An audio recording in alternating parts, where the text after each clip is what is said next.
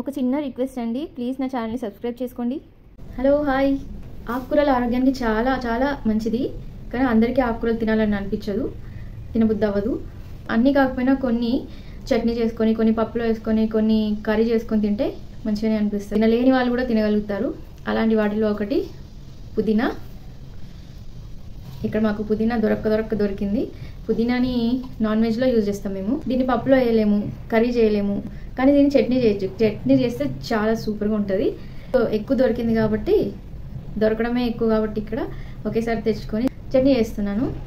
చాలా చాలా చాలా బాగుంటుంది, ఆరోగ్యానికి కూడా చాలా మంచిది. ఇంకా సుత్తి పెట్టకుండా చట్నీ చేయడం స్టార్ట్ చేద్దాం, పదండి. ఏ ఆకుకూరలైనా వండే ముందు వాటిని బాగా కడుక్కోవాలి, లేదంటే వాటిలో మట్టి, పురుగులు, ఎగ్స్ ఉంటాయి. అలాగే తింటే ఇంకా మనకి స్టమక్ అప్సెట్ అవుతుంది. మా అమ్మ 3 సార్లు కడుగుతుంది, సో నేను కూడా 3 సార్లు కడుగుతాను. కడాయి పెట్టుకొని ఆయిల్ వేసుకొని అందులో ఈ పుదీనా, కడిగి పెట్టుకున్న పుదీనా ఆకుల్ని వేసుకొని మగ్గే వరకు వేయించుకోవాలి, మగ్గే వరకు ఉంచుకోవాలి. ఆ తర్వాత అందులోనే కొద్దిగా ఉప్పును కూడా వేసుకోవాలి, రుచికి తగినంతగా. కొద్దిగా చింతపండుని వేసుకోవాలి, చింతపండుని కూడా వేసుకొని కాసేపు అటు ఇటు తిప్పుకోవాలి. తర్వాత స్టవ్ ఆఫ్ చేసుకొని ఈ పుదీనా ఆకులన్నిటిని మిక్సీ జార్లో తీసుకోవాలి.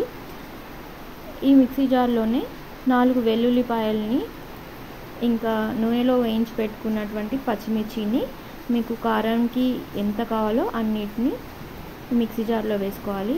వీటన్నిటిని ఫైన్గా గ్రైండ్ చేసుకోవాలి. అయితే మాకు లో వోల్టేజ్ ఉండడం వల్ల ఫైన్గా నేను గ్రైండ్ చేయలేకపోయాను, అయినా కూడా టేస్ట్ చాలా బాగా వచ్చింది. నెక్స్ట్ పోపు కోసమని ఆయిల్ వేడెక్కాక అందులో మినపప్పు వేసాను, ఆవాలు, జీలకర్ర వేసాను, కొద్దిగా పసుపు, ఆ తర్వాత కొద్దిగా ఇంగువ వేసాను, ఇంకా చివరిగా కరివేపాకు వేసాను. ఇవన్నీ వేసాక పోపు ఎంత చక్కటి స్మెల్ వచ్చిందంటే ఇల్లంతా గుమగుమలాడిపోతుంది.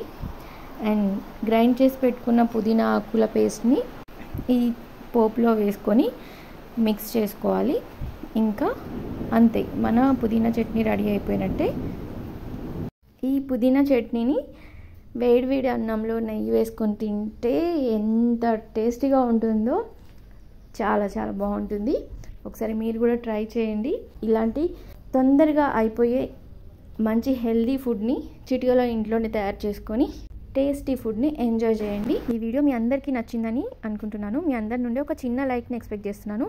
మీరు ఇచ్చే లైక్ ఈ వీడియో ఇంకొంతమందికి రీచ్ అయ్యేలా చేస్తుంది, అండ్ నాకు కూడా చాలా బూస్టింగ్ లాగా పనిచేస్తుంది. ఇంకా ఉంటాను మరి.